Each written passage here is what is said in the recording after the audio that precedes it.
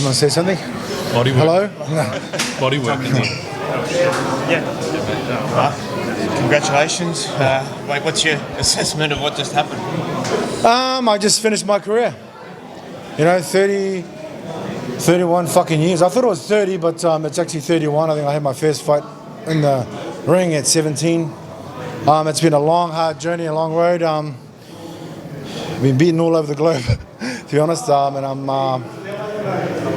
but my first thought after the fight was, wow, shit, man, I don't do that again. But 31 years of combat, man. You've done so much during that time, but to have that on your resume, a big name like him, it's what a way to go out. Yeah.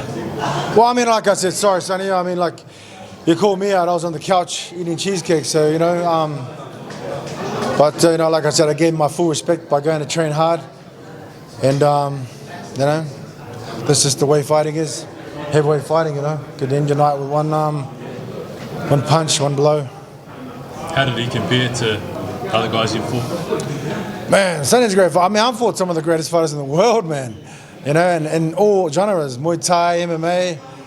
I mean, Sonny's a great fighter. I mean, he should continue. You're talking to someone that's pushing on 50, bro. 48 years old. And like he said, I'm a sly fox. I know how to pick him, brother. What was the game plan? It was the same game plan I had since I started fighting, was to knock everyone's fucking head off. But you went to Pardon my French. You went to his body. You hit his body quite a bit. Well, he's tall. He's I just needed a time which way he went. He keeps, one of my coaches said to me, open the door, close the door. So he kept going left and right. And when I finally predicted where he was going, I think I caught him with an uppercut at the start. Talk to us about that fourth round. That's when you really started to land some blows. Was the uppercut first? That was the one that hurt him? I think that's the one that caught him to start the end of your existence. So, yeah. He started pretty fast and then the momentum kind of swung. Did it feel that way in there? No, not really. I think Sonny's like I said, phenomenal athlete. It's the heavyweight division, man. I'm 130 kilos, man. I can whack. Well, what was the message from your corner? You knocked him down. There was about 20-30 seconds. What was your corner saying to you?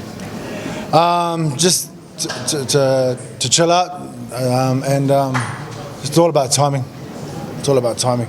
I mean, you're telling someone that's been fighting for such a long time, I know what to do. Yeah. You landed a right that was super clean. Were you surprised that he was able to stay on his feet? It wasn't super clean. I hurt my lat overthrowing. If I didn't hurt my lat, that would have probably put him out. But the uppercut started it. That's it. You've done a lot in your career. This is the end. Where does this sit in terms of victories? To be honest, like I said, fighting has been a long time, but it's a downer, to be honest. Facing with the UFC and the issues with those guys and steroids and cheaters and unfair pay and healthcare even. It's as soon as I was forced to fight them, put the lawsuit on them, fighting became a chore. It was hard working for that company. And it's hard to see a lot of the guys I know come through from me working with this company. I'm getting taken advantage of. I feel that's even more of a bigger fight. These kind of fights don't even sit anywhere close to being up there, to be honest with you. See, one of those guys is Justin Tuffer. What kind of message would you give to him? A couple of fights into his UFC career. Well, I spoke to him in length about everything. He was with me, with a lot of the guys that came from the Oceania. And they understand how I feel about the way things are and what I'm doing. Not just talking about it.